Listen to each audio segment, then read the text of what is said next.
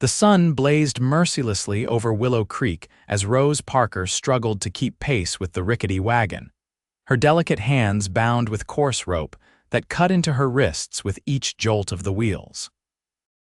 At 5 months pregnant, her body ached with a deep, persistent pain that threatened to bring her to her knees. But the cruel eyes of her Uncle James watching from the driver's seat kept her moving forward despite her exhaustion. "You'll fetch a good price in Silver Gulch, girl," Uncle James called over his shoulder, his voice carrying the stench of whiskey even at this early hour. "That baby in your belly might be a bastard, but it means you're fertile. Some lonely miner will pay good money for that." Rose bit back the tears that threatened to spill. Just 3 weeks ago, she had been grieving the death of her husband Thomas, taken by typhoid fever before he could even know he was to be a father. Now, with her parents long dead and her husband gone, her mother's brother had stepped in not to comfort or protect, but to profit. The year was 1876, and the West was still wild, a place where fortunes could be made or lost in the blink of an eye, where law existed only where good men chose to enforce it. And in the vast expanses between settlements, men like her uncle could do as they pleased with those who couldn't defend themselves. "Please," Rose called out, her voice cracking with thirst. "The baby, I need to rest." Uncle James spat a stream of tobacco juice onto the dusty trail. "You'll rest when I tell you to rest. That's what happens when you're property." The words cut deeper than the ropes. 3 days they had traveled this way ever since he had dragged her from her small cabin in the middle of the night. 3 days of walking behind the wagon like an animal being led to slaughter, sleeping on the hard ground with only her tattered shawl for warmth, eating scraps her uncle tossed at her feet. By midday, the settlement of Silver Gulch appeared on the horizon, a collection of weathered buildings stretched along a single dirt road, with the promise of silver in the nearby mountains drawing men from all corners of the country. Men with money. Men looking for comforts in this harsh land. As they approached the town, Rose's heart pounded wildly in her chest. This couldn't be happening, not in America, not in 1876. People couldn't simply be sold like cattle. But deep down, she knew better. Out here, far from civilization and law, anything was possible. Uncle James pulled the wagon to a stop outside a saloon called the Lucky Strike. The sounds of a piano played off-key drifted through the swinging doors, along with raucous laughter and the clink of glasses. "Now you listen here," Uncle James said, climbing down from the wagon and grabbing Rose's arm roughly. "You're going to smile pretty for these gentlemen. The more they bid, the better for me. Try anything stupid and you'll regret it, baby or no baby."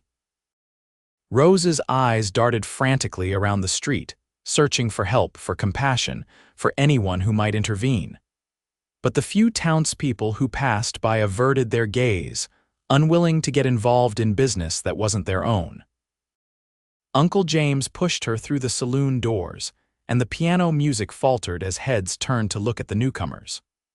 Rose stood there, her dress dirty from the journey, her honey blonde hair falling in tangled waves around her face, her belly slightly rounded beneath her dress. "Gentlemen," Uncle James announced, his voice cutting through the momentary silence, "I've got something special for sale today. My niece here is young, healthy, and as you can see, proven fertile. She cooks, cleans, and knows her place. Bidding starts at $50. Rose felt the blood drain from her face as the men in the saloon looked her up and down like a prize mare. Some turned away, disinterested or perhaps disgusted by the spectacle. Others leaned forward, calculating what she might be worth to them. $60, called a grizzled miner from the corner, his beard stained yellow with tobacco. 75, countered another, a heavy-set man with small, cruel eyes. Rose's legs threatened to give way beneath her. This couldn't be real. This couldn't be happening. 100, came a voice from the back, deeper than the others, with an accent that suggested he wasn't native to these parts. The crowd parted slightly, revealing a tall man leaning against the bar. Unlike the miners and drifters who filled most of the saloon, This man wore clean clothes, a dark blue shirt under a leather vest, black pants tucked into well-worn but cared-for boots. A gun belt hung low on his hips, the holster tied down the mark of a man who knew how to use his weapon. But it was his eyes that caught Rose's attention, intense blue eyes that locked onto hers across the room, not lecherous or calculating like the others, but steady, assessing. "Well now," Uncle James said, grinning widely, $100, do I hear 110? The heavy-set man glared at the newcomer but shook his head. "Going once," Uncle James called out. "Going twice, $500, the man at the bar said calmly, pushing away from the counter and walking toward them. "In gold." A collective gasp went through the saloon, followed by murmurs of disbelief. Uncle James's eyes widened, greed overtaking his features. "500? You serious, mister?" The stranger reached into his vest pocket and pulled out a small leather pouch, tossing it to Uncle James. "Count it if you want." Hands trembling with excitement, Uncle James opened the pouch and poured several gold coins into his palm. His eyes gleamed almost as brightly as the metal. "She's yours," he said quickly, as if afraid the stranger might change his mind. He shoved Rose forward roughly. "All yours, mister." "Yates Blackwood," the stranger said, his eyes never leaving Rose's face.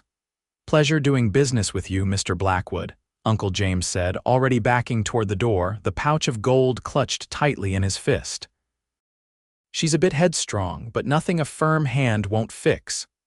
And then he was gone, the saloon doors swinging behind him, leaving Rose standing there, trembling, facing the man who had just purchased her. The saloon had gone quiet again, all eyes on the unfolding drama. Rose felt dizzy, light-headed with fear and exhaustion and hunger. "Madam," Yates said, his voice low enough that only she could hear. "My name is Yates Brennan. I have a proposition for you, but this isn't the place to discuss it. Will you come with me?" Rose stared at him, searching his face for any sign of the cruelty she had seen in the other men. But all she found was a steady gaze and what appeared to be genuine concern. What choice did she have? This man owned her now, had paid more money than she'd ever seen in her life to possess her. Slowly, Rose nodded. Yates offered his arm, a surprisingly gentlemanly gesture that caught her off guard. When she hesitated, he reached forward instead and pulled a knife from his belt. For a terrible moment, Rose thought she had misjudged him completely, but then he carefully cut the ropes binding her wrists. "You're not property," he said quietly, his eyes meeting hers. No matter what that sorry excuse for a man said. Before Rose could respond, Yates placed a protective hand at the small of her back and guided her through the saloon. The patrons quickly returned to their drinks and card games, the unusual transaction already becoming just another tale to tell.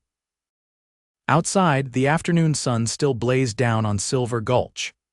Rose squinted against the light, suddenly aware of how desperately thirsty she was, how her entire body ached with fatigue. "My horse is this way," Yates said, leading her toward a magnificent chestnut gelding tied to a hitching post. "Can you ride?" Rose nodded weakly. "Yes, but—" She glanced down at her pregnant belly, understanding dawned in Yates's eyes. "Of course, we'll take it slow." He untied the horse and mounted in one fluid motion, then extended his hand down to her. "I'll help you up." "We won't go far. I have a room at the boarding house just outside town." Rose hesitated, her mind racing. What did this man want with her? What would he expect? But what alternative did she have? Her uncle was gone, along with any chance of returning to her former life. She placed her hand in Yates's, surprised by the gentleness with which he helped her onto the horse behind him. "Hold on to me," he instructed. "I won't let you fall." Tentatively, Rose placed her hands on his waist, feeling the solid strength of him. As the horse began to move at a careful walk, she found herself instinctively tightening her grip. "Thank you," she whispered, the words barely audible over the sound of hoofbeats. Yates didn't respond, but she felt a slight tensing of his muscles beneath her fingers. They rode in silence out of town, past the last weathered buildings of Silver Gulch and down a narrow road that led to a modest two-story structure with a sign reading Widow Cooper's Boarding House. A few chickens pecked in the yard, and smoke curled from the chimney despite the warmth of the day. Yates dismounted first, then carefully helped Rose down from the horse. Her legs buckled slightly as her feet touched the ground, and he caught her elbow to steady her. "When did you last eat?" he asked, his brow furrowed with concern. Rose tried to think through the fog of exhaustion. "Yesterday morning, I think. Some bread." Yates's jaw tightened, and Rose thought she heard him mutter something under his breath that sounded very much like a curse. "Come inside," he said. "Mrs. Cooper sets a good table." The interior of the boarding house was clean and simple, with a comfortable sitting room and a large dining room beyond. A gray-haired woman with kind eyes looked up from her knitting as they entered. "Mr. Brennan," she greeted, then her eyes widened slightly as she took in Rose's disheveled appearance. "And who might this be, Mrs. Cooper? This is Miss Rose," Yates said, deliberately omitting Rose's last name. "She's had a difficult journey and needs rest and a good meal." Understanding seemed to pass between them, and Mrs. Cooper nodded briskly. "Of course. Supper won't be for another hour, but I can bring up some bread and cold ham right away, and perhaps a bath." Rose felt tears spring to her eyes at the simple kindness.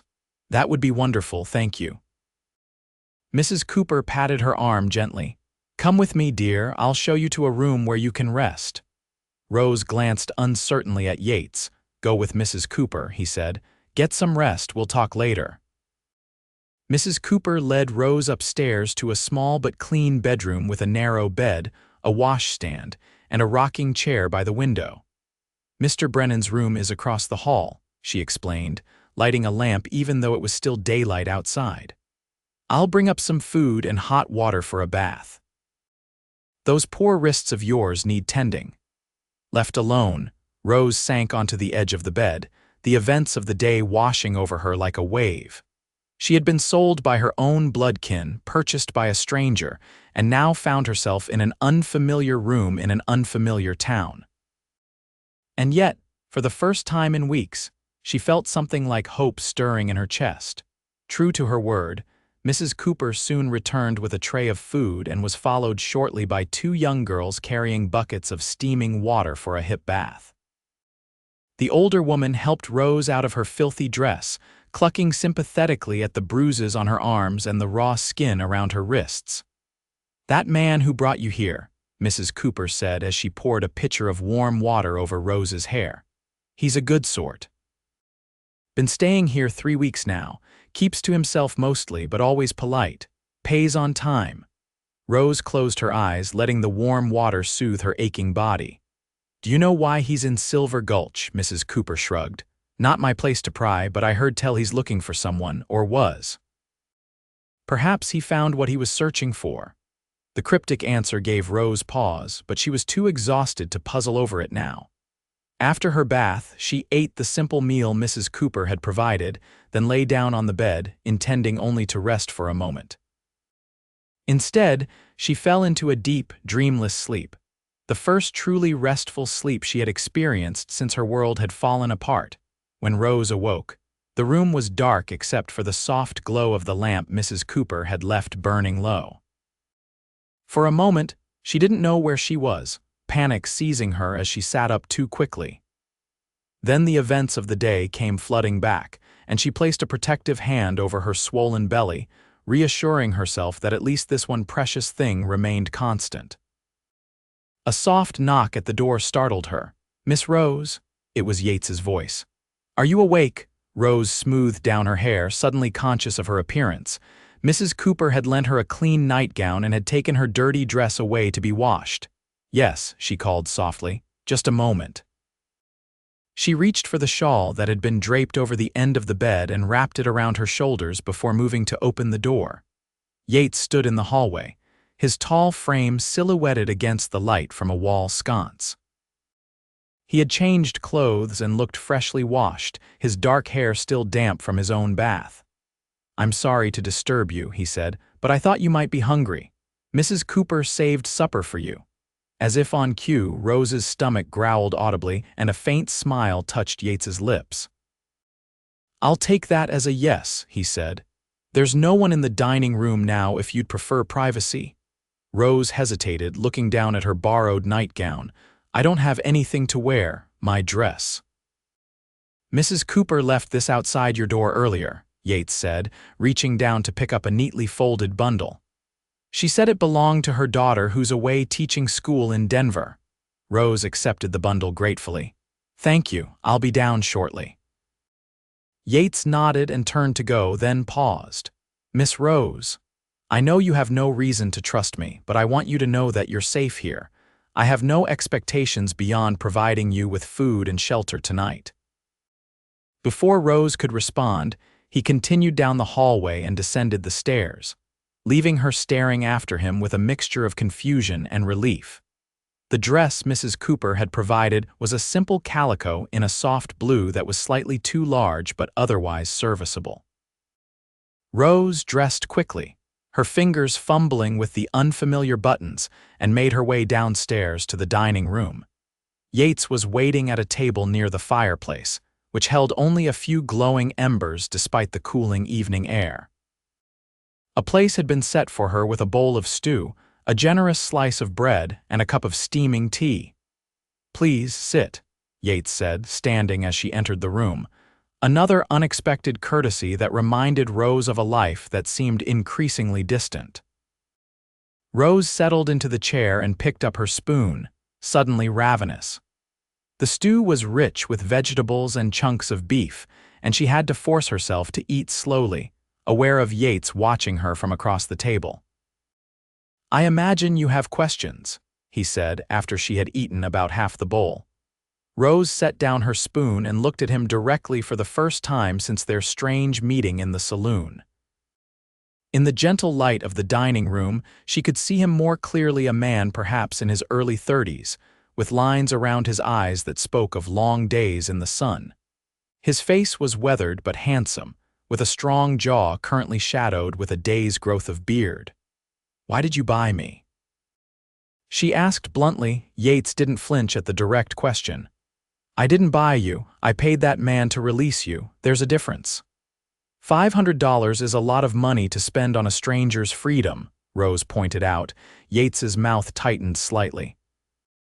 "It was the quickest way to get you away from him. I've been tracking your uncle for 3 weeks.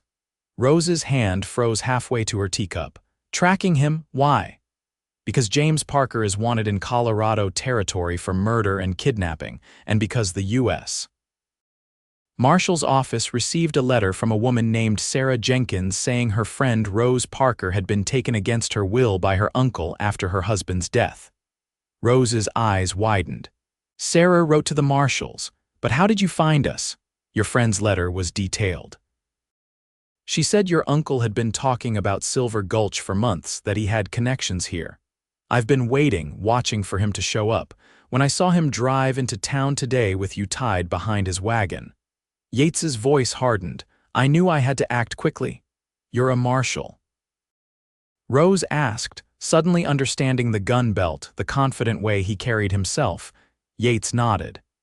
"Deputy U.S. Marshal Yates Brennan, at your service, madam." Relief washed over Rose so intensely that she felt lightheaded. Not a man who had purchased her as property, but an officer of the law who had rescued her. "What will happen to my uncle?" she asked, surprised to find that, despite everything, some small part of her still cared what became of her mother's brother. "He won't get far," Yates assured her. "I've got men watching the trails out of town. By morning, he'll be in custody." Rose nodded slowly, processing this information. "And what about me?" Yates's expression softened. "That's up to you, Miss Parker. I can arrange transportation back to your home if that's what you want. Or—" He hesitated. "Or," Rose prompted. "Or you can start fresh somewhere else. Denver, perhaps, or San Francisco, somewhere your uncle's shadow won't follow you." The idea was simultaneously terrifying and exhilarating. Rose had never been more than 50 miles from the small Colorado town where she was born. The thought of traveling alone to a big city, pregnant and without resources, was daunting. And yet, What was left for her at home? A cabin full of memories, neighbors who would always see her as the woman whose husband died and whose uncle tried to sell her. The scandal would follow her forever in a small town. I don't know, she admitted. I need time to think. Yates nodded. Of course, there's no rush to decide. For now, you should finish your meal and get some more rest. Tomorrow is soon enough to make plans. Rose returned to her food, finding that her appetite had diminished somewhat with the weight of decisions to be made. Still, she finished most of the stew and all of the bread, aware that she needed to keep up her strength for the baby's sake if not her own. As she ate, Yates told her about the search for her uncle, careful to avoid the more gruesome details of the crimes he was wanted for. Rose learned that her uncle had killed a man in a dispute over mining rights near Central City and had kidnapped the man's young son, presumably to work a claim. The boy had escaped and made his way to the nearest town, where he'd told his story to the local sheriff. Your uncle disappeared before we could arrest him, Yates explained.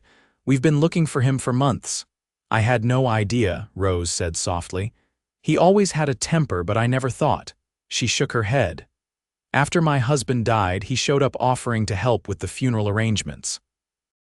I was so grief-stricken I didn't question it. Then one night he came to the cabin drunk, saying I owed him for his help, that the land should have been his when my mother died. She trailed off, the memory still too fresh, too painful. Yates reached across the table and after a moment's hesitation, briefly touched her hand. You don't have to talk about it now, or ever if you don't want to. Rose nodded gratefully. Thank you for everything. Later, as she lay in the narrow bed listening to the unfamiliar sounds of the boarding house settling for the night, Rose placed both hands on her belly and felt her baby move within her. Despite everything, the loss, the fear, the uncertainty of her future, this new life continued to grow, oblivious to the chaos surrounding it. We're going to be all right, she whispered to her unborn child. Somehow, we're going to be all right. Morning brought renewed clarity and the comfortable sounds of a household awakening. Rose dressed in the borrowed blue dress, grateful to find that Mrs. Cooper had also provided a clean apron and a simple ribbon for her hair. She made her way downstairs to find the dining room busy with the boarding house's other guests, a middle-aged couple who appeared to be traveling salespeople, an elderly gentleman reading a newspaper, and Yates, who stood as soon as she entered the room. Good morning, Miss Parker, he said, pulling out a chair for her. Did you sleep well? Better than I have in weeks, Rose admitted, settling into the offered seat. Thank you again for your kindness. Mrs. Cooper bustled over with a plate of eggs, bacon, and biscuits. Eat up, dear. You're eating for two, after all. Rose blushed slightly but accepted the generous portion with thanks. As she ate, she noticed Yates watching her with an expression she couldn't quite decipher. I have news, he said finally, keeping his voice low so the other diners couldn't overhear. My men apprehended your uncle about 5 miles outside of town. He's being held at the sheriff's office until we can arrange transport back to Central City. Rose nodded, feeling a complicated mixture of emotions. Relief that he couldn't hurt anyone else, sadness for the boy he had taken, and, despite everything, a twinge of grief for the loss of her last blood relative. Will I need to testify? She asked, thinking of the practicalities. Eventually, yes, Yates said, but not immediately. First, we need to decide what's best for you in your current condition. Their conversation was interrupted by the arrival of the local sheriff, a stocky man with a bushy mustache who entered the dining room with heavy footsteps. Brennan, he called out, got a telegram for you from Denver. Yates excused himself and crossed the room to confer with the sheriff in low tones. Rose couldn't hear what was being said, but she could see the growing tension in Yates's shoulders. When he returned to the table, his expression was grim. There's been a complication, he said. I'm needed back in Denver immediately. There's a stagecoach leaving in an hour.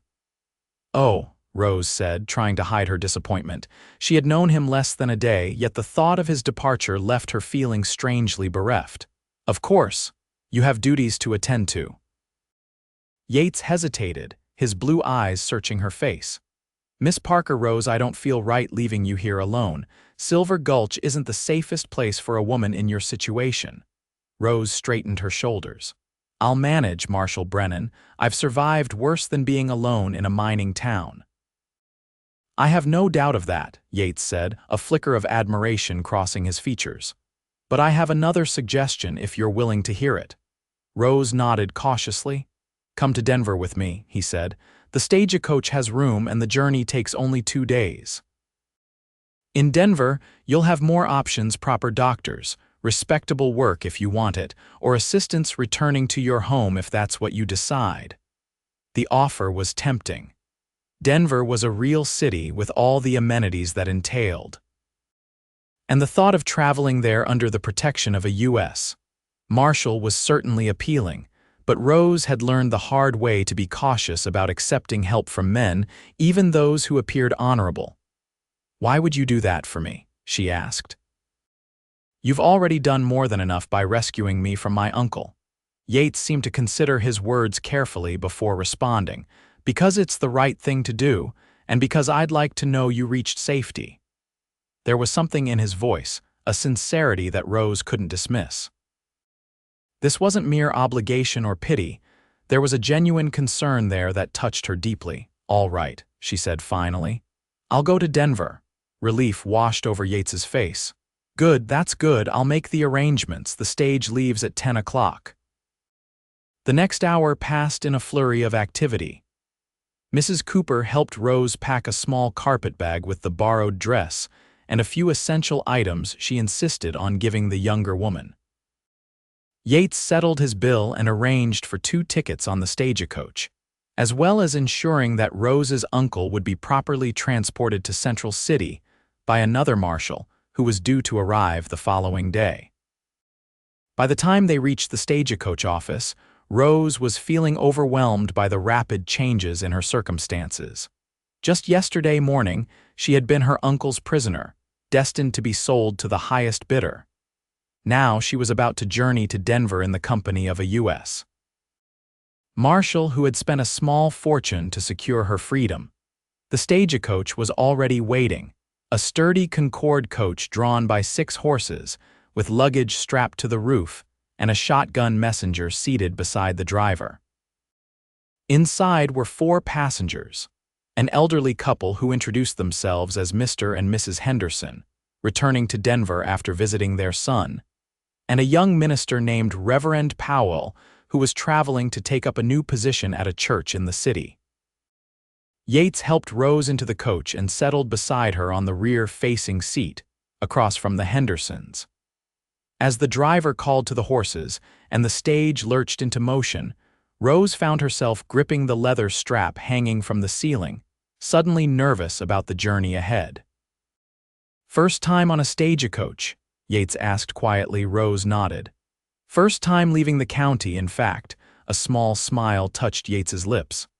"Well, it's not the most comfortable way to travel, but it's relatively safe, and the views can be spectacular." As the stagecoach rattled out of Silver Gulch and onto the open road, Rose found herself gradually relaxing. The other passengers were friendly but not overly inquisitive, respecting her privacy even as they made polite conversation. Mrs. Henderson, a motherly woman with silver hair and kind eyes, seemed to intuitively understand Rose's condition and made sure she had the most comfortable position when they stopped to change horses. Yates remained a steady, reassuring presence beside her, occasionally pointing out interesting landmarks or offering her water from his canteen. He was unfailingly polite, but maintained a certain professional distance that Rose found both appropriate and slightly disappointing, though she couldn't articulate why even to herself. They stopped for the night at a way station, a simple building with a common room for dining and separate sleeping quarters for men and women. The accommodations were basic: straw-filled mattresses on wooden platforms with rough wool blankets for warmth. Rose found herself sharing the women's dormitory with Mrs. Henderson and the wife of the station keeper, while Yates and the other men took the equivalent room on the opposite side of the building. Despite the humble surroundings, the meal was hearty, a thick stew with fresh baked bread, and Rose found herself surprisingly hungry after the day's journey. She sat beside Yates at the long table, aware of his presence in a way that was becoming increasingly distracting. "How are you holding up?" he asked as they ate. "Better than I expected," Rose admitted. "Though I'll confess my back is aching something fierce." Concern immediately flashed across Yates's face. "Is it the baby? Should I see if there's a doctor nearby?" Rose shook her head, touched by his worry. "No, it's just from sitting in the coach all day. The baby is fine, active, even." She placed a hand on her belly, feeling the now familiar flutter of movement. Yates's eyes followed the movement of her hand, and something shifted in his expression, a softening that made Rose's heart beat a little faster. "You should rest as much as possible tomorrow," he said. "We'll have more stops than today, which should help." After supper, as the other travelers retired to their rooms or gathered around the fire for conversation, Yates guided Rose to a quiet corner of the common room. "There's something I need to tell you," he said, his voice low and serious. "Something I should have mentioned earlier." Rose felt a flutter of anxiety. "What is it?" Yates took a deep breath. "The telegram I received this morning, it wasn't just about official business, it was also personal." He paused, seeming to struggle with his words. "My brother is ill, very ill. The doctors don't think he has much time left."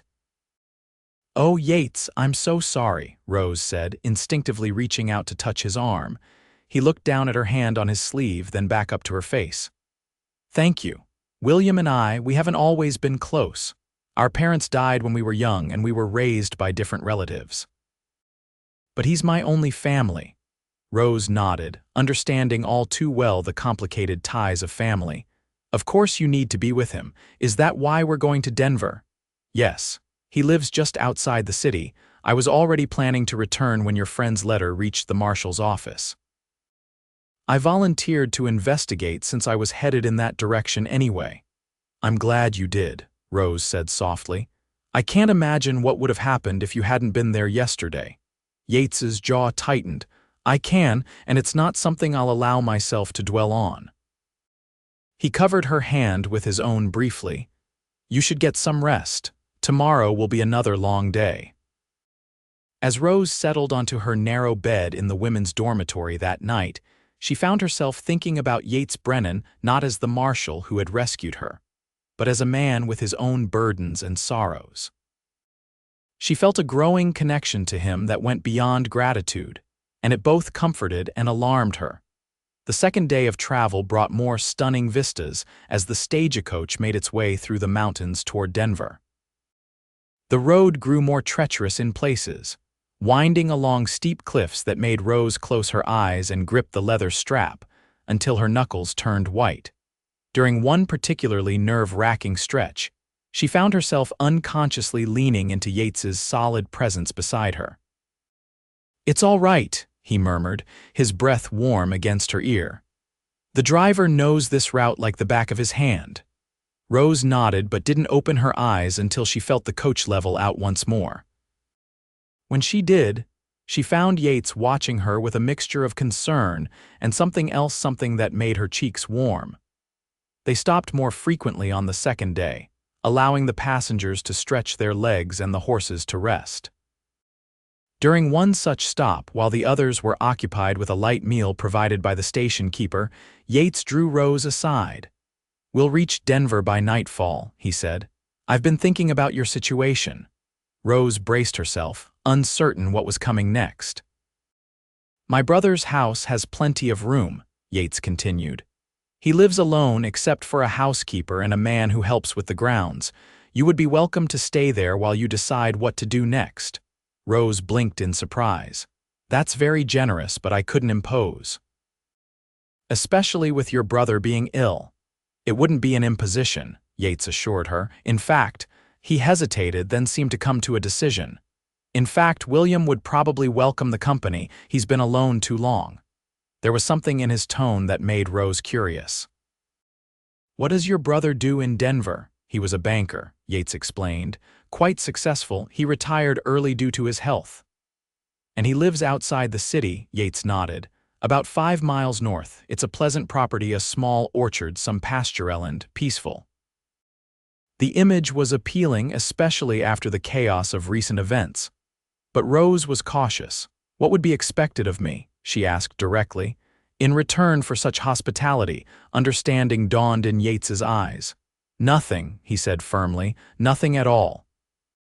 This is an offer of safe harbor, nothing more. You're free to leave whenever you wish.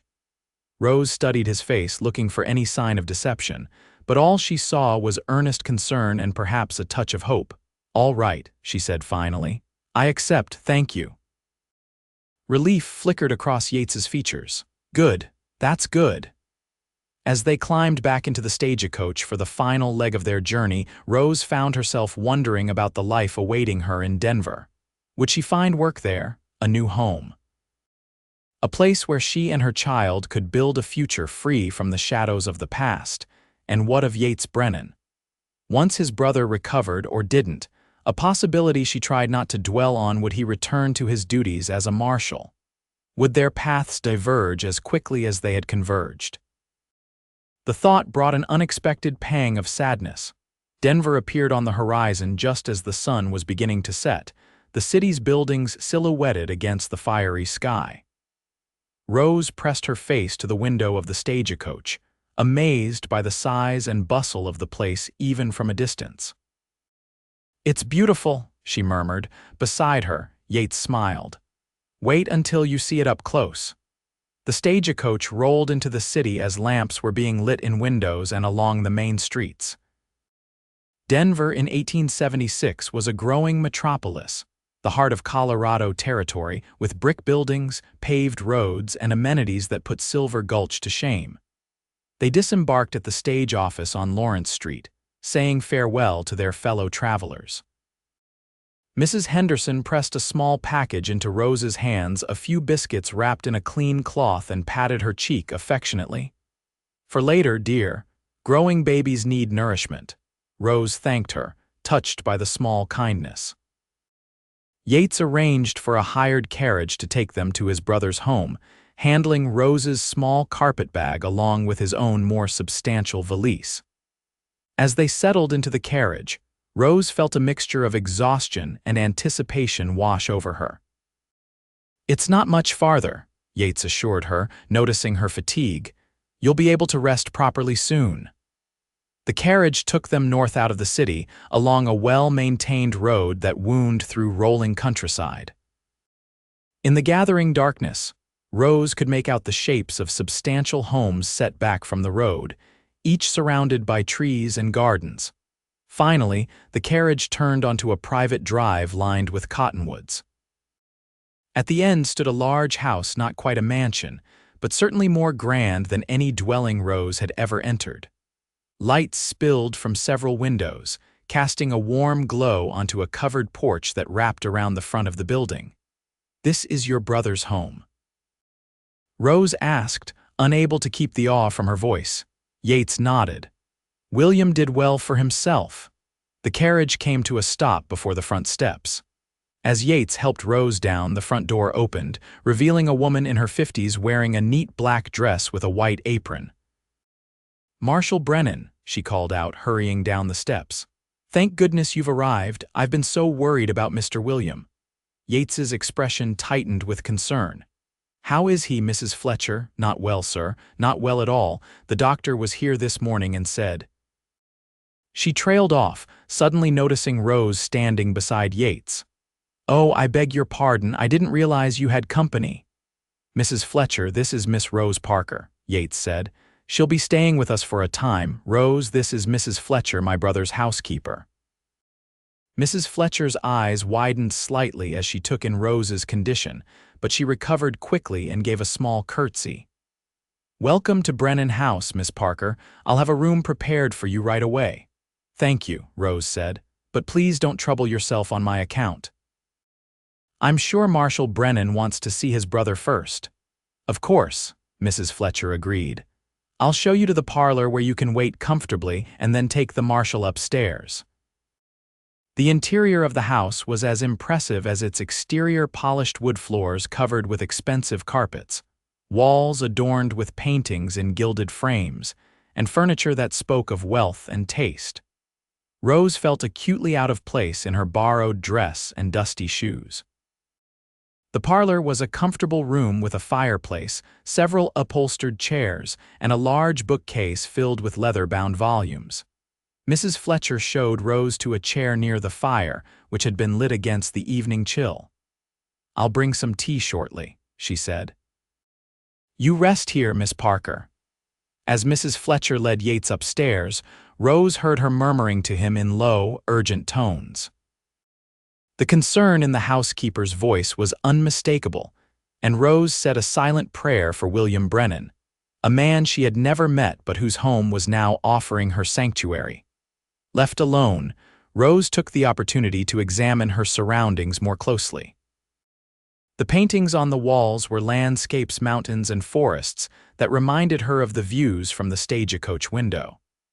The books in the bookcase ranged from practical volumes on banking and finance to poetry and novels.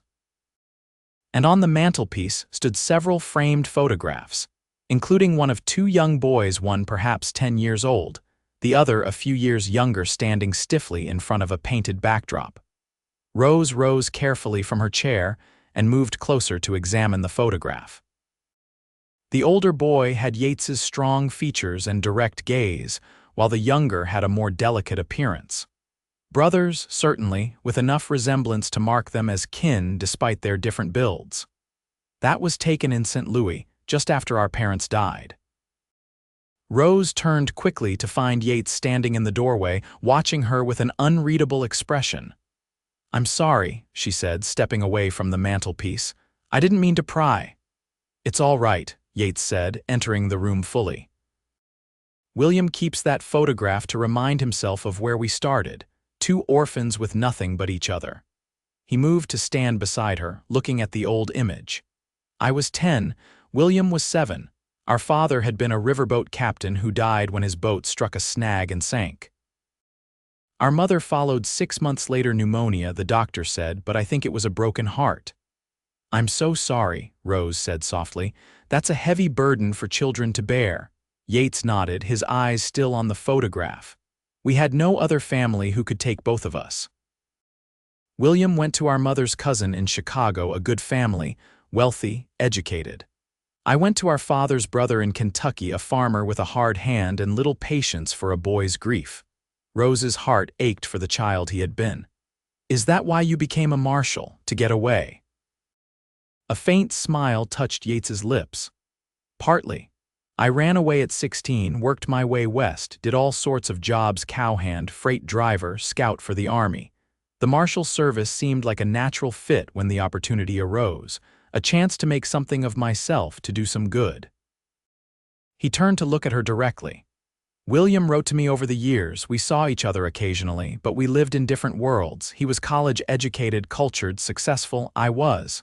He gestured vaguely. "Not. And now?" Rose asked gently. Yates's expression sobered. "Now he's asking for me. Mrs. Fletcher says he's been calling my name in his sleep." Before Rose could respond, Mrs. Fletcher entered with a tea tray. "How is your brother?"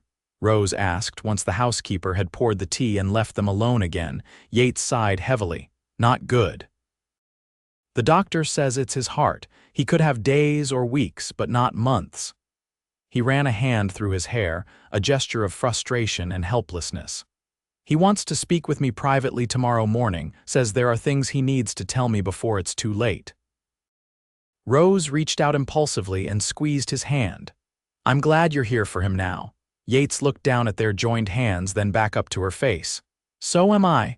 The moment stretched between them, filled with unspoken emotions. Then Yates gently withdrew his hand. "You must be exhausted," he said. "Mrs. Fletcher has prepared a room for you upstairs. She'll show you where everything is."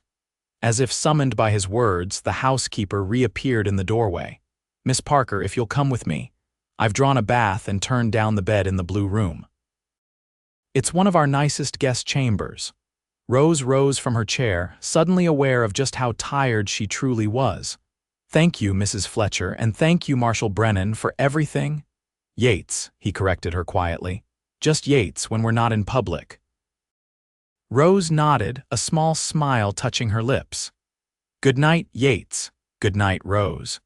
The blue room was indeed lovely, a spacious chamber with a four-poster bed, a dressing table, a wardrobe, and a small sitting area near the window.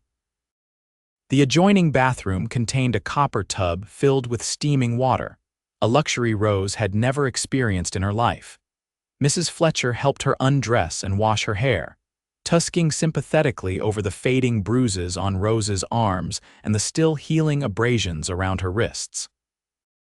"The marshal told me a bit about your situation," the housekeeper said as she combed Rose's wet hair. "Not details, mind you, he's too much of a gentleman for that, but enough to understand that you've had a difficult time." Rose tensed. "What exactly did he say?" "Just that you needed a safe place to stay until your baby comes, and that you'd been mistreated by family." Mrs. Fletcher's voice was gentle, without judgment. "This is a good house, Miss Parker. Mr. William is a kind employer, and the marshal, well, I've known him since he was a boy. There's not a more honorable man in Colorado." The simple endorsement eased some of Rose's lingering anxiety. "Thank you for telling me that, Mrs. Fletcher, and please call me Rose."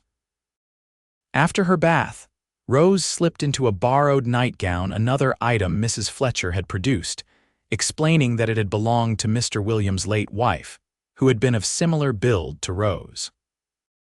The fabric was finer than anything Rose had ever worn, soft against her skin as she climbed into the high bed.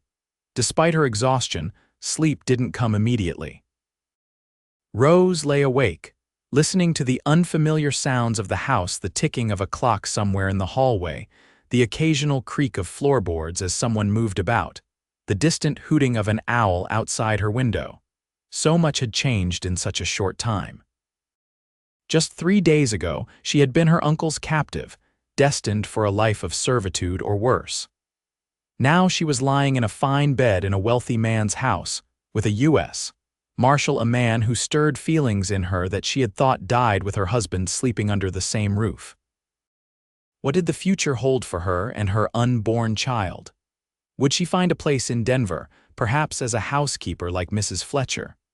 Or should she return to her small cabin and try to rebuild her life there, where at least the surroundings were familiar? And what of Yates Brennan?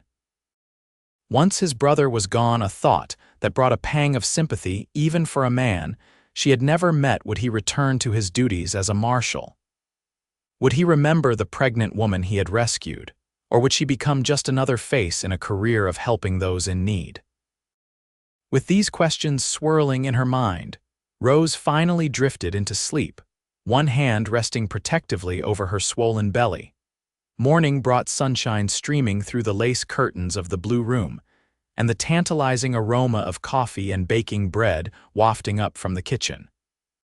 Rose dressed in the blue calico dress, which Mrs. Fletcher had laundered and pressed overnight, and made her way downstairs. She found the housekeeper in the kitchen, supervising a young maid who was preparing a breakfast tray. "Good morning, Rose," Mrs. Fletcher greeted her warmly. "Did you sleep well?" "Better than I have in months," Rose admitted. "Thank you for all your kindness." "It's no trouble at all. The marshal is with his brother now, but he asked that you make yourself at home. Breakfast is served in the morning room. Mary will show you the way." "Mr. William takes his meals in his room these days, I'm afraid." The morning room was a cheerful space with windows on 3 sides, offering views of the gardens and orchards surrounding the house. A table was set for one, with a white cloth, fine china, and silver utensils that made Rose nervous about her table manners. She had just finished a delicious breakfast of eggs, bacon, and fresh baked bread when Yates appeared in the doorway. He looked tired, with shadows under his eyes suggesting he had slept poorly, if at all. "Good morning," he said, his voice rough with fatigue. "I hope you slept well." "I did, thank you," Rose replied, studying his face with concern. "How is your brother?" Yates ran a hand through his hair, a gesture Rose was beginning to recognize as a sign of his distress. "Weaker than yesterday, but clear-headed, which is a blessing." He moved into the room and took the seat across from her, pouring himself a cup of coffee from the pot on the table. "William wants to meet you," he said after taking a long sip. "If you're feeling up to it." Rose blinked in surprise. "Me? But why?" A ghost of a smile touched Yates's lips. "He's curious about the woman I brought home, says it's the first time in 20 years I've arrived with a companion." Rose felt her cheeks warm. "I see. Of course I'll meet him if he's strong enough for visitors." "Thank you," Yates said, his eyes holding hers for a moment before he looked away. "There's something else you should know." Rose waited, a flutter of anxiety in her chest. "William has asked me to stay, permanently." Yates set down his coffee cup carefully. "To take over the management of his estate after he's gone, to make my home here."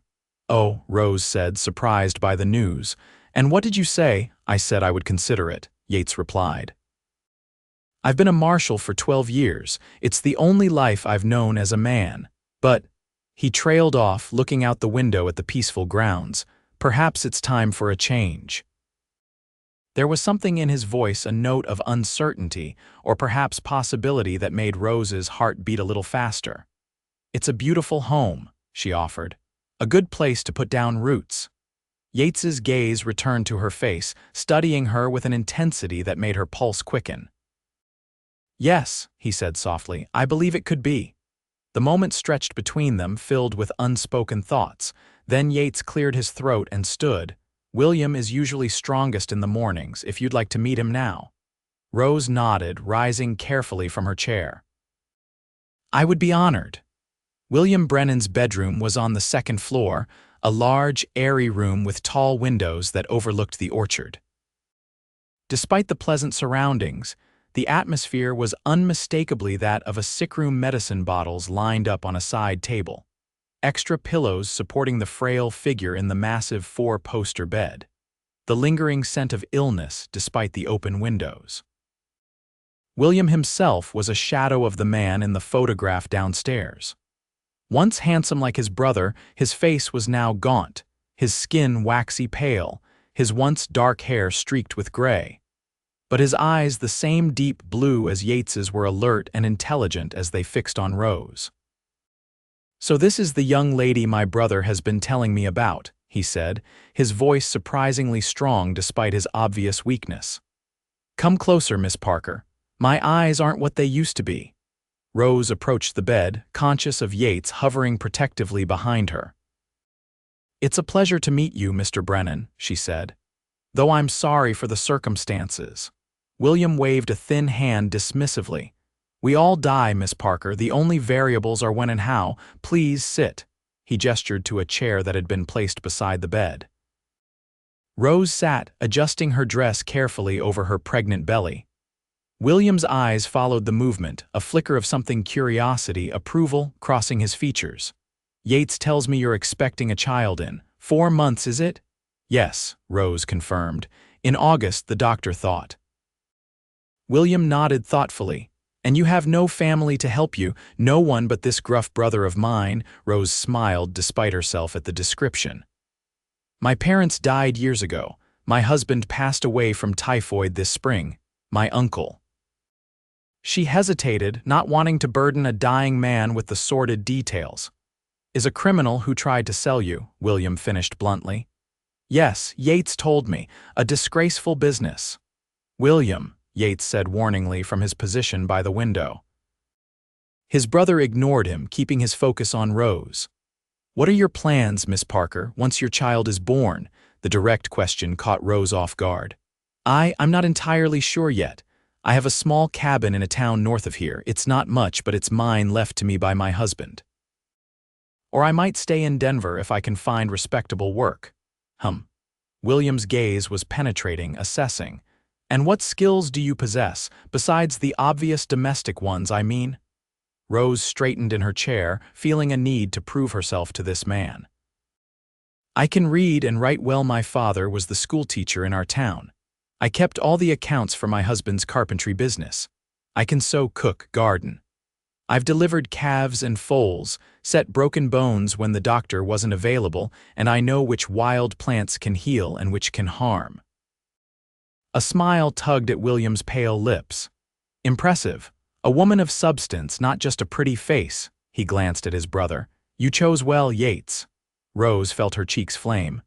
Mr. Brennan, I think you misunderstand. Your brother rescued me from a terrible situation, that's all. There's nothing.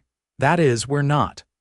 My mistake, William said, though his tone suggested he believed nothing of the sort. In any case, Miss Parker, I want you to know that you're welcome in this house for as long as you wish to stay, during my lifetime and beyond. The last words were clearly meant for Yates, who shifted uncomfortably by the window. That's very generous, Rose said. Thank you. William nodded, then closed his eyes briefly, a spasm of pain crossing his features. I find I'm rather tired now. Perhaps we could continue our conversation another time. Of course, Rose said, rising quickly from her chair. I'll leave you to rest.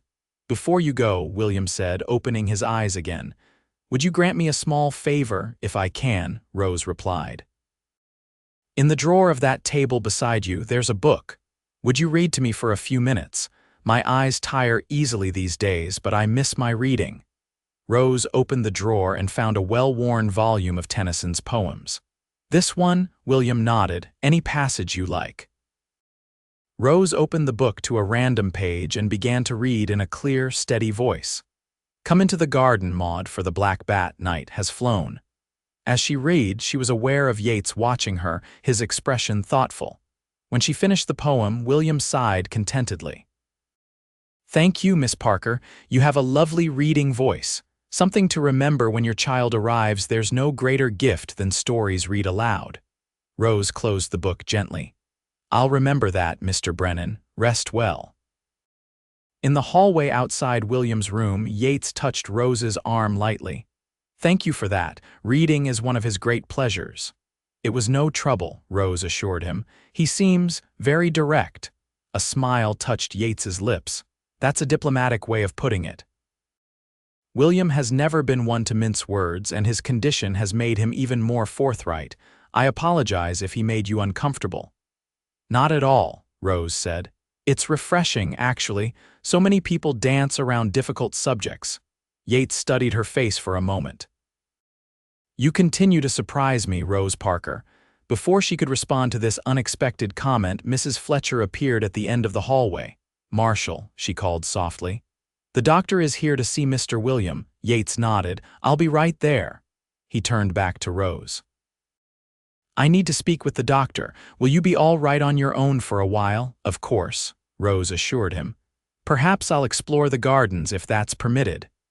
This is your home now, Rose, Yates said, his voice low and serious. At least for as long as you want it to be. You don't need permission to walk in the garden. With that, he turned and strode down the hallway to meet the doctor, leaving Rose to contemplate his words and the strange warmth they kindled in her heart. The gardens of Brennan House were as impressive as the building itself. Carefully tended flower beds, neatly trimmed hedges, and fruit trees just beginning to form small green apples and pears. Rose walked slowly along the gravel paths, breathing in the fresh air and allowing her thoughts to wander. What did the future hold for her in this place? William Brennan had made it clear she was welcome, but what would happen when he was gone? Would Yates truly stay and take over the estate, or would the pull of his duties as a marshal prove too strong? And even if he did stay, what place could there be for her, a pregnant widow with no claim on him beyond the circumstance of his rescue? Rose was so lost in these thoughts that she almost collided with a man coming around a bend in the path. He was tall and weathered, with graying hair and the solid build of someone who worked with his hands. Beg pardon, madam, he said, touching the brim of his hat. Didn't see you there. It's entirely my fault, Rose assured him. I wasn't paying attention to where I was going. The man studied her curiously. You must be Miss Parker. Mrs. Fletcher mentioned we had a guest. I'm Samuel Hodges, the caretaker here. Rose smiled and offered her hand. It's a pleasure to meet you, Mr. Hodges. You've done a wonderful job with the gardens. Samuel's weathered face creased in a pleased smile as he shook her hand. Thank you, madam. Been looking after Brennan House for going on 15 years now. Mr. William has a good eye for plants, or did before he took ill. It must be difficult watching him decline, Rose said sympathetically. Samuel nodded, his expression sobering. It is at that. He's a good man, Mr. William, never treated me as less than himself despite the difference in our stations. And his brother? Rose asked, unable to resist seeking another perspective on Yates. What can you tell me about him? Samuel's eyes twinkled knowingly. The Marshal. Well now, he doesn't come around as often as Mr. William would like, but when he does, he's always respectful. Asks after my family, remembers the children's names, helped me re-roof the caretaker's cottage last summer when he was here on a visit. The image of Yates, the stern, capable lawman up on a roof with hammer in hand, made Rose smile. He seems like a good man. That he is, Samuel agreed. Different from his brother in many ways, but cut from the same cloth when it comes to what matters. Their conversation was interrupted by the distant sound of a horse approaching at speed. Samuel turned, frowning toward the drive. Now, who could that be in such a hurry? He muttered. Together, they walked toward the front of the house, arriving just as a rider on a lathered horse pulled up at the steps. The man, wearing the uniform of a deputy marshal, dismounted quickly and rushed up to the door, barely sparing Rose and Samuel a glance. That's Deputy Collins, Samuel explained. Works with Marshal Brennan, must be important business to bring him out here in such a state. Rose felt a flicker of unease. Had something happened with her uncle?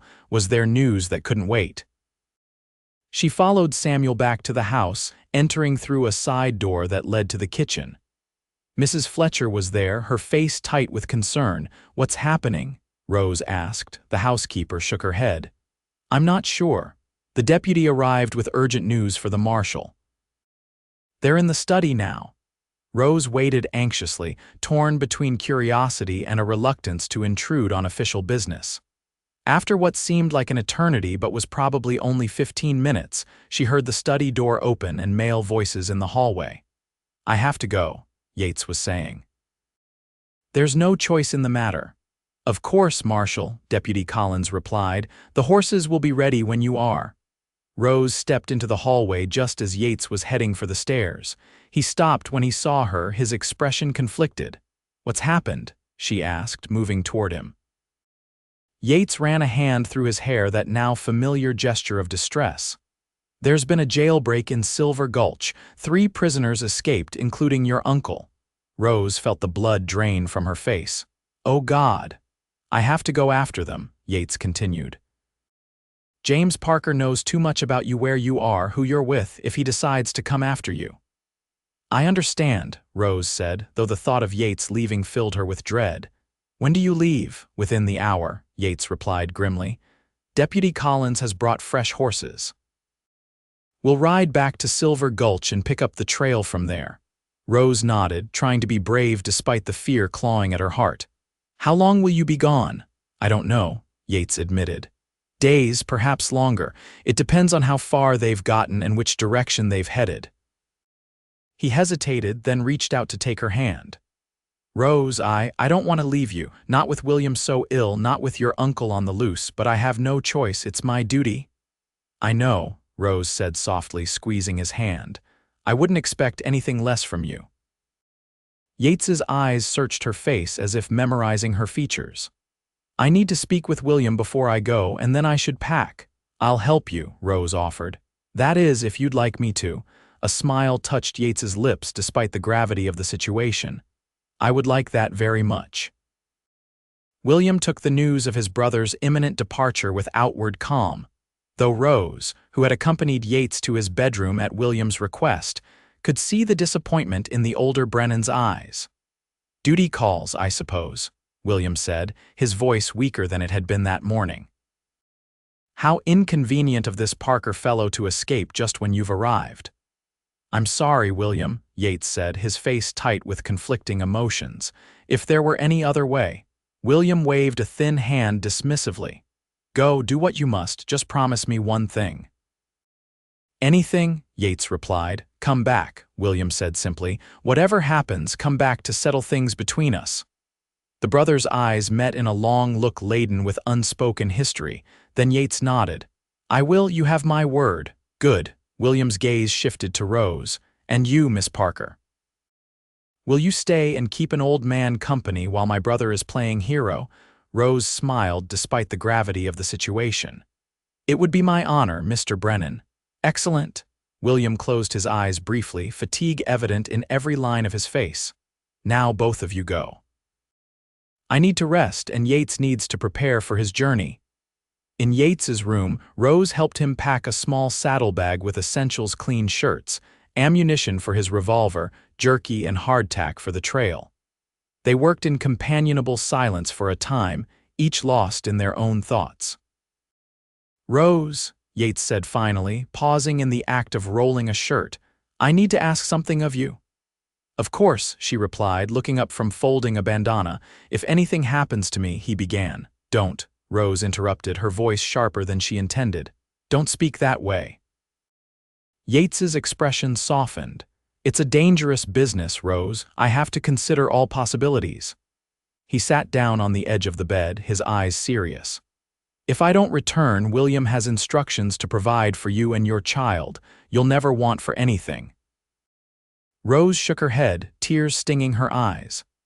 "I don't want your brother's money, Yates. I want—" She broke off, suddenly aware of how close she had come to revealing feelings she herself had barely acknowledged.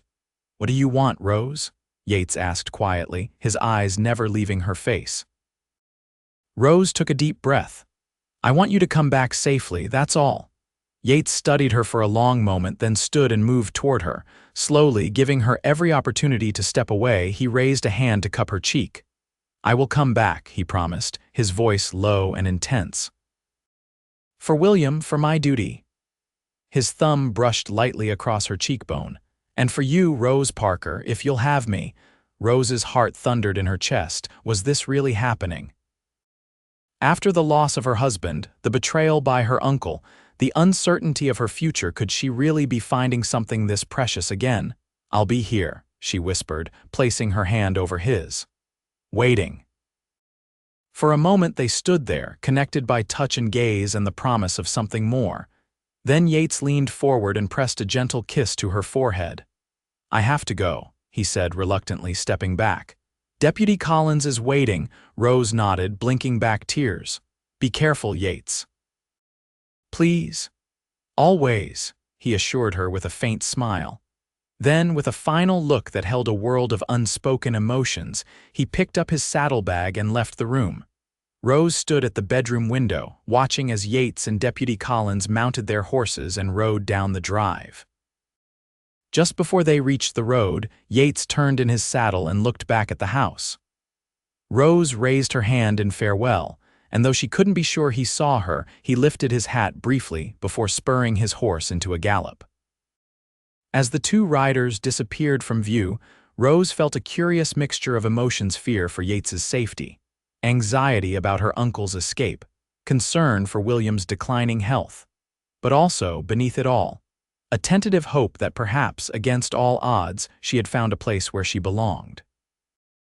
The days that followed settled into an unexpected routine. Rose spent her mornings with William, reading to him when he felt strong enough to listen, or simply sitting with him in comfortable silence when he was too weak for conversation. In the afternoons, she helped Mrs. Fletcher with light household tasks, careful not to overexert herself in her condition.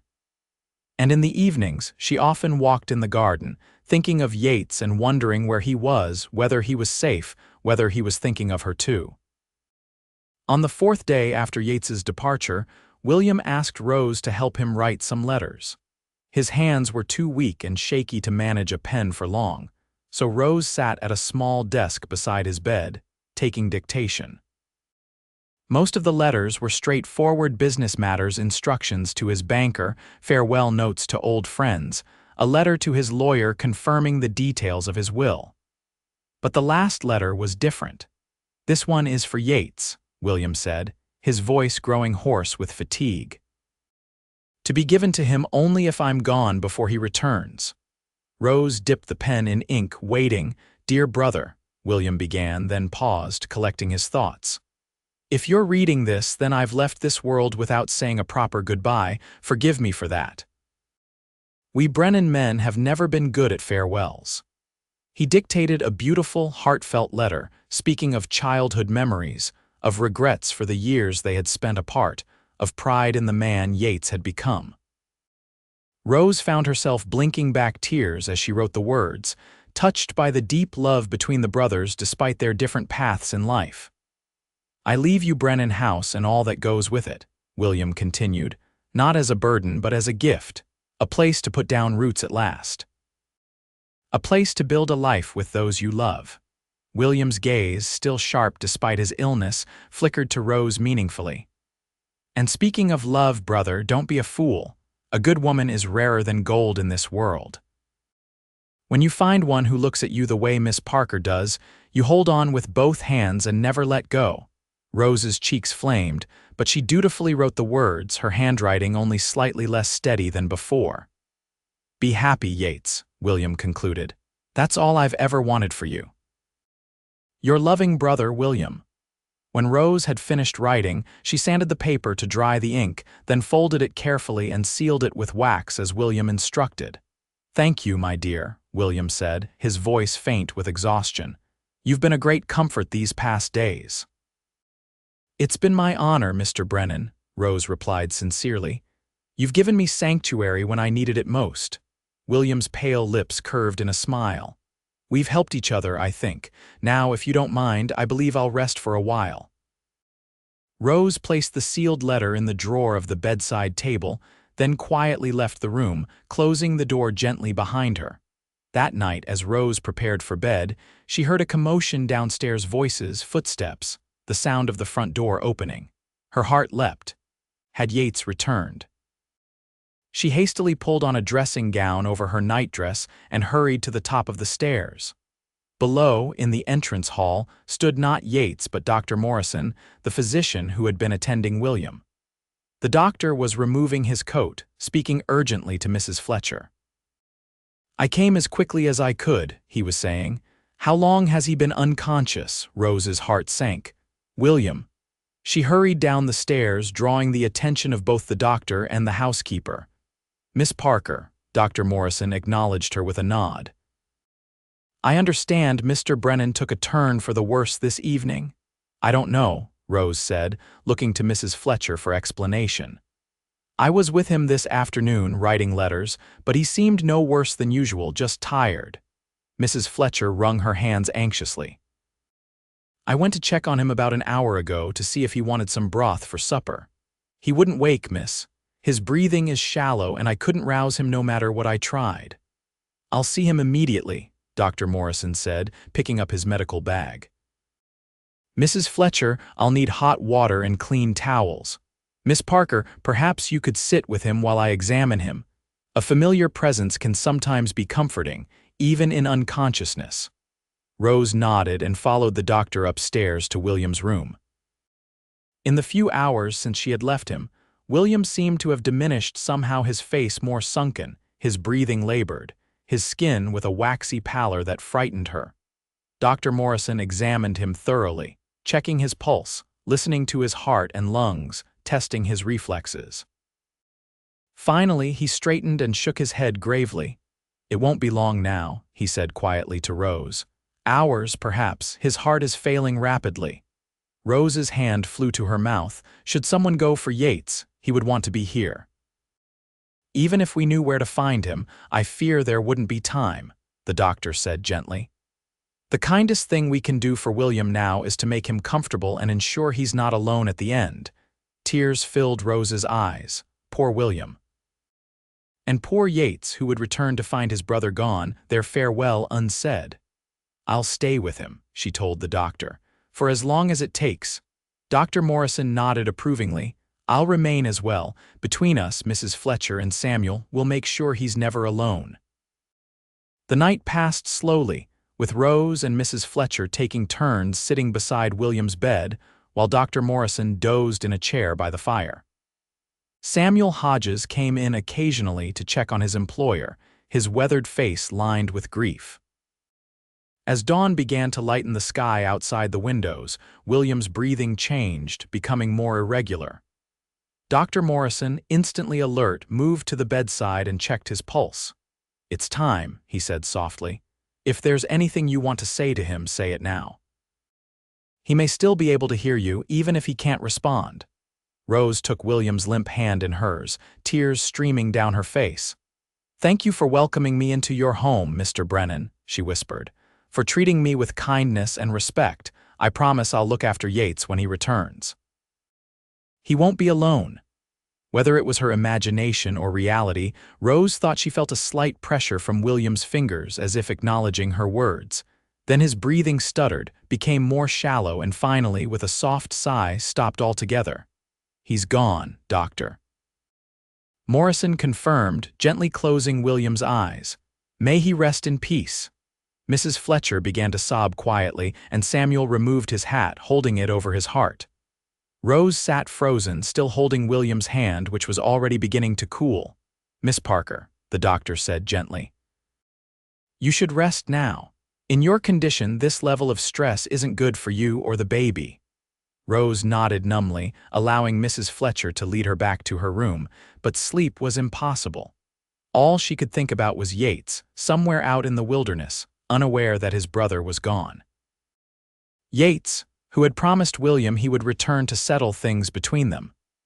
Yates, who would come home to find only grief waiting for him. The day of William's funeral dawned clear and bright, a beautiful summer day that seemed at odds with the somber occasion. Rose, dressed carefully in a black dress borrowed from Mrs. Fletcher's daughter's wardrobe, altered hastily to accommodate her pregnant figure. The service was small but dignified, held in the garden William had loved. The local minister spoke eloquently of a life well lived, of generosity and integrity, of a man who had made his fortune honestly and used it wisely. Several of William's business associates from Denver attended, along with a few neighbors and the household staff. Rose stood between Mrs. Fletcher and Samuel Hodges, feeling like an interloper in this gathering of people who had known William for years, yet bound to them by their shared grief. As the minister spoke the final blessing, and the plain wooden coffin was lowered into the ground at the far end of the orchard, Rose sent up a silent prayer for Yates, wherever he was, asking that he be granted strength for the homecoming that awaited him. The guests retired to the house for a simple meal after the burial. Rose moved among them, accepting condolences as if she were truly family, a role that felt both presumptuous and somehow right. William's lawyer, Mr. Harrington, approached her as the gathering was beginning to disperse. "Miss Parker," he said, his voice low and confidential. "Might I have a word with you in private?" Curious and slightly apprehensive, Rose followed him to William's study, a room she had rarely entered during her stay at Brennan House. The lawyer closed the door behind them and gestured for her to take a seat in one of the leather armchairs while he settled behind the desk. "I understand from Mrs. Fletcher that Marshal Brennan is still away on official business," Mr. Harrington began. "Yes," Rose confirmed. "We've had no word from him since he left," the lawyer nodded thoughtfully. "In that case, I feel it my duty to inform you of certain provisions in Mr. Brennan's will. Ordinarily, I would wait for the Marshal's return, but given the circumstances." Rose's brow furrowed in confusion. "I don't understand. What would Mr. Brennan's will have to do with me?" Mr. Harrington opened a folder and extracted a document, scanning it briefly before looking up at Rose. "Mr. Brennan made some amendments to his will shortly after your arrival. Specifically, he has provided for you and your unborn child in the event that you choose to remain at Brennan House." Rose's eyes widened in shock. "Provided for us? But why? He barely knew me." A small smile touched the lawyer's lips. "William Brennan was an excellent judge of character, Miss Parker, and he was deeply concerned about his brother's happiness. I believe he saw something in your relationship with Marshal Brennan that gave him hope." Rose felt her cheeks warm. "Mr. Harrington, the Marshal, and we're not. That is, we haven't. The nature of your relationship is not my concern," Mr. Harrington assured her. "I'm simply executing my client's wishes. The fact is, you have been granted the right to remain at Brennan House for as long as you wish, with an annual allowance for your support and that of your child.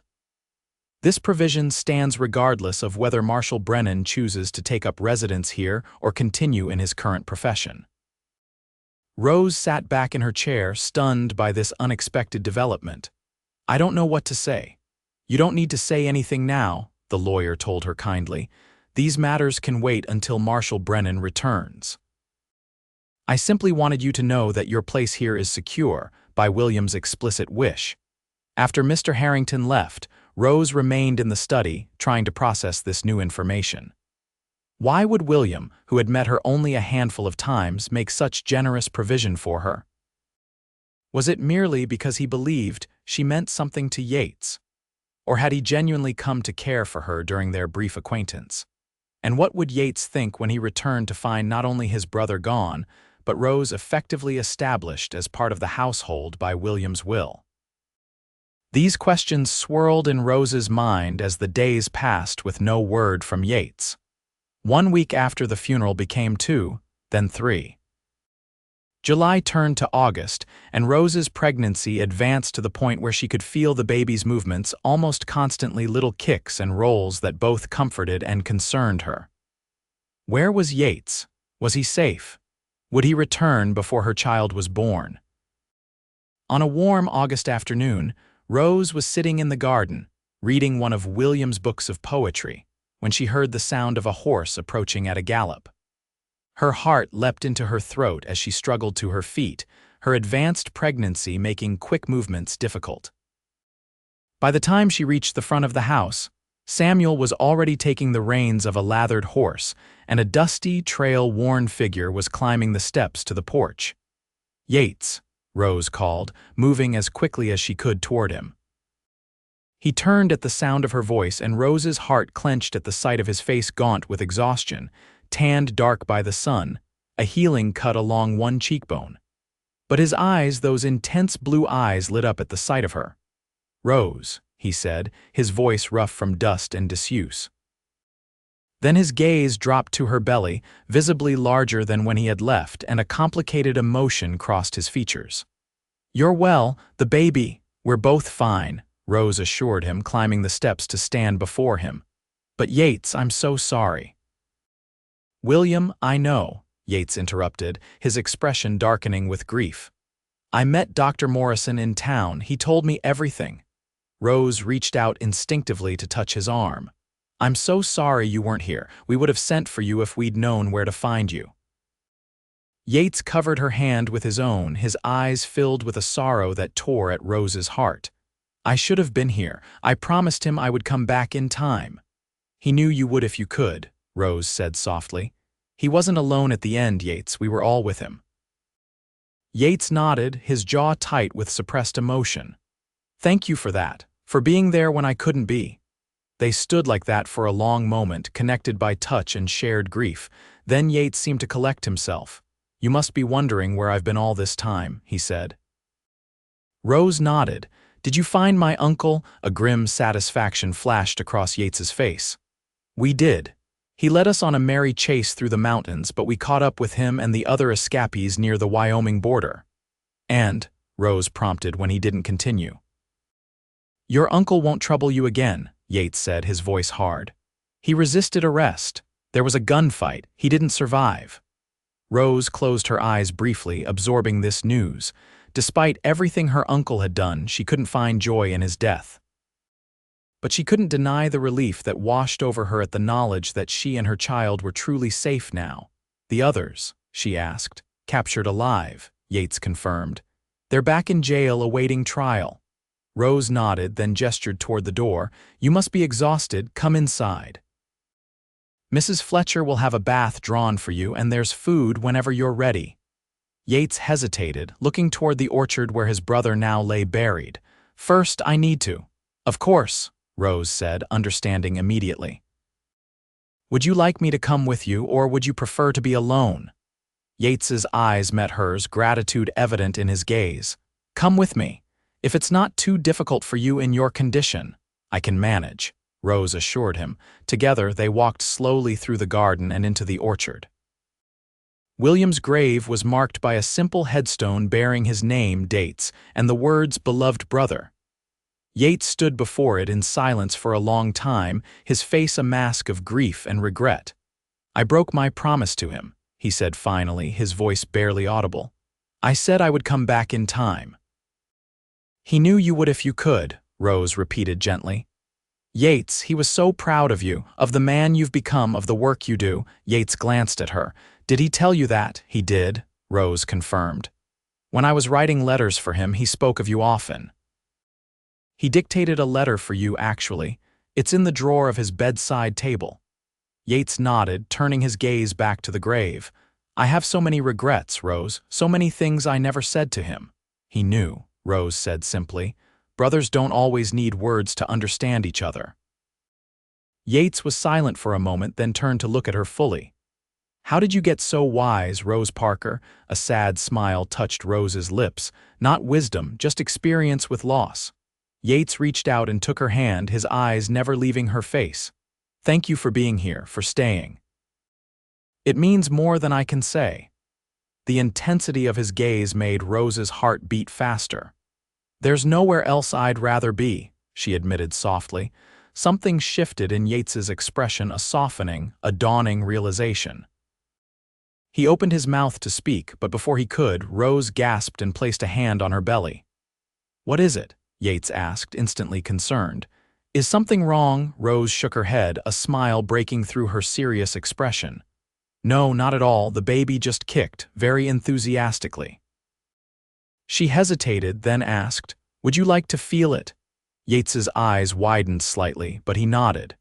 Rose took his hand and placed it on the side of her belly where the baby was most active. For a moment, nothing happened, and then a firm kick against Yates's palm. The look of wonder that spread across his face was something Rose knew she would remember for the rest of her life. "That's remarkable," Yates said, his voice filled with awe. "It is, isn't it?"